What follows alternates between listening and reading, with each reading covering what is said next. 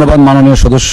এই পর্যায়ে সংসদে বক্তব্য রাখবেন মাননীয় সংসদ সদস্য সিলেট 6 থেকে নির্বাচিত জনাব এমরান আহমেদ চৌধুরী। জনাব এমরান আহমেদ চৌধুরী। বিসমিল্লাহির রহমানির রহিম। ধন্যবাদ মাননীয় স্পিকার আমাকে বক্তব্যের সুযোগ দেওয়ার জন্য।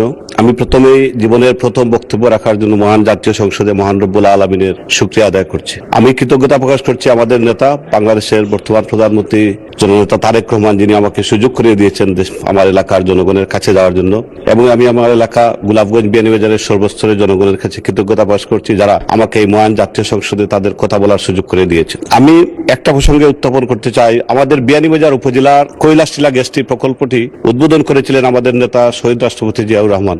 এর পরবর্তীতে 1992 সালে আমাদের প্রয়াত নেত্রী, বাংলাদেশের জনগণের আপসহীন নেত্রী, আমাদের প্রিয় নেত্রী দেশনেত্রী বেগম খালেদা জিয়া 1992 সালে গোলাপগঞ্জ এমসি একাডেমি মাঠে লক্ষাধিক মানুষের উপস্থিতিতে প্রতিশ্রুতি দিয়েছিলেন যে এই এলাকার গ্যাস এই এলাকার দেওয়ার পরে যেগুলো থাকবে বাইরে যাবে। কিন্তু পরবর্তী সরকার আর সেগুলো বাস্তবায়ন করে নাই এবং সেটা এইভাবে ফেলে রেখেছে। আমি আপনার মাধ্যমে মহান জাতীয় সংসদে মাননীয় মন্ত্রী মহোদয়ের কাছে জানতে চাই, আমার এলাকার মানুষ অধিক আগ্রহে অপেক্ষা করছে যে আমাদের আবেগের স্থান মহান নেত্রী দেশনেত্রী বেগম খালেদা জিয়ার সেই প্রতিশ্রুতিটুকু কবে নাগাদ সেই প্রতিশ্রুতি বাস্তবায়ন হবে, সেটুকুর জন্য আমি মাননীয় মন্ত্রী মহোদয়ের কাছে আমি আবেদন জানাচ্ছি। পরিশেষে আপনি আজকে ডেপুটি স্পিকার হিসেবে দায়িত্ব গ্রহণ করে আপনাকে আমার ব্যক্তিগত পক্ষ থেকে, আপনি আমার কলিগ হিসাবে আন্তরিক ধন্যবাদ এবং শুভেচ্ছা জানাচ্ছি। ধন্যবাদ আপনাকে।